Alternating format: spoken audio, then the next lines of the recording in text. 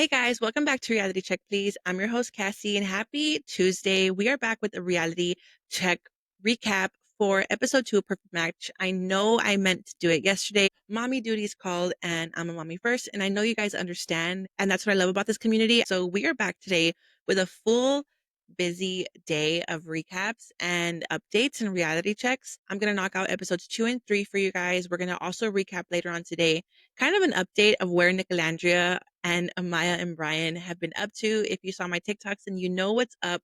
However, we'll be back later with a little short video, kind of keeping up with them, I guess you could say. So if you haven't already, make sure you like, share, comment, subscribe. Let me know where you guys are watching from. You have no idea how much that'll help with the YouTube algorithm. And yeah, we're on our road to 1,000 subscribers. We are so close to 700. So that is just another yet short-term goal that we have. And I cannot do that without you guys. I'm so thankful and grateful and appreciative of every single one of you guys that comes back to watch our videos. And yeah, with that, let's jump right in. We picked up on episode 2 with Madison and Cody in the boardroom. They send Juliette on a date with, I think his name is Carrington. I'll double check. And then Madison puts herself on a date with Freddie. Freddie comes into the villa. Cody goes home. I want to say his name is Carrington, and if it's not, I'm so sorry. The guy from Love Island, the guy that Juliette goes on a date with, and she obviously picks Clayton. Then after that night, they have a compatibility challenge throughout the day. I love that they know when they're going to have challenges. They wake up in the morning and they're like, okay, it's challenge day, which I like that they're kind of in the know with not being all in the know. I also very much appreciate, I don't know if I said this in the first video of episode 1 recap. I love how they actually have real compatibility challenges when you truly get to know the person and build that like emotional connection versus just all physical. And I think that when it comes to shows like Love Island, you only have like physical challenges, when I think we should have like those mental and emotional too, because then you truly know if you and your connection are truly compatible, which I appreciate. But let me know what you guys think on that part. So the compatibility challenge was called You Like What? And it's a series of questions that both the girls and the guys gave answers to. And then the girls had to pick their answer that they resonated the most with.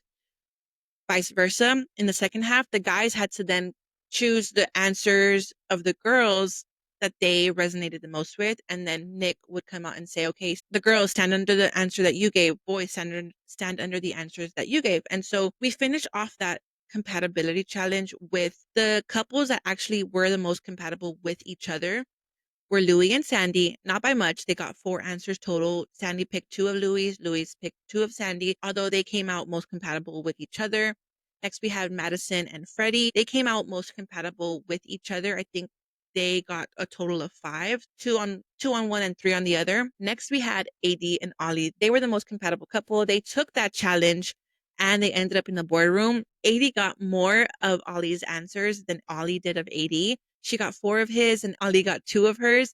However, they won and they were the most compatible. So they go on this cute date. And then afterwards, the next morning, they go to the boardroom. Ollie and AD are arguing, not arguing. So this is where we are introduced to Rachel and Alex. Rachel was on The Bachelor, Bachelorette, ironically on Clayton's season. And then we are introduced to Alex, which was kind of very off-putting for AD. AD kept trying to couple up Louis with someone else, and Ollie was kind of fixated on Alex. And so we know Alex from Temptation Island. If you haven't already, she is the one who had the threesome with Breon. And I want to say the other girl's name was Courtney. I don't know, not that she's messy, but I think that she is. She likes to stir the pot, and you can kind of tell she came in very confident that night. The episode ends on a cliffhanger, I guess, because Ollie was kind of very excited to bring Alex into the villa and AD was not. And she's like, Ollie, don't piss me off right now. And Ollie's like, it's getting hot in here. And he turns around and the camera just kind of cuts with an upset AD, which granted, Alex is a very beautiful woman. They all are. They're all very beautiful. So in essence, I mean, anyone that they would pick would honestly be a threat to the villa. However, I think Alex is more of all the men's types. So now all the women have something to worry about versus maybe picking types specific to the people that we're putting on dates for. But nonetheless, it was a pretty tame episode. I think that Perfect Match tends to be a lot more tame and innocent, I guess, in a way when it comes in regards to the competitive shows like Temptation Island and Love Island. But overall, it was a good episode. What do you guys think? Who are your favorite couples right now, Ollie and AD? Not because I'm not sure if it's because we know that Ollie and AD end up together and are now expecting a baby, that I'm kind of rooting for them a little bit more. But my two top couples, and don't come for me, it's AD and Ollie, and actually Louis and Sandy. I'm really much enjoying Sandy this season on The Perfect Match. I really enjoy Lucy. I'm not really much enjoying Madison. I think that she's very intentional. I think she's not there for the right reasons. She's very, I think, manipulative. But let me know what you guys think of the first two episodes. Who do you think is going to be the winner of Perfect Match? I really hope.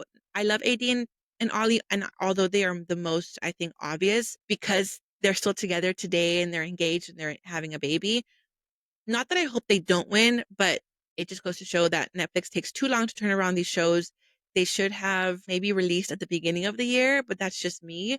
I I honestly think that it could be Louis and Sandy that win this show or Ollie and AD right now. Right now. I would not want Madison and Freddie to win. However, these shows, or at least this show, is not up to us. It's up to the contestants themselves. We have no say in this. It's all them. I know last season was very unfortunate because the people that were not in the villa had this end game that they were not going to vote for any of the OG contestants, which was kind of messed up, but that's neither here nor there anymore. That was last season. I hope that doesn't happen this season, and I hope that the real perfect match wins. So pop off in the comment sections. Let me know what you think, and we'll be back later on today with an episode 3 recap and then a little life update for some of the Love Island USA season 7 Islanders. Pop off. Let me know where you're watching from, and we'll catch you later. Bye, guys. Happy Tuesday.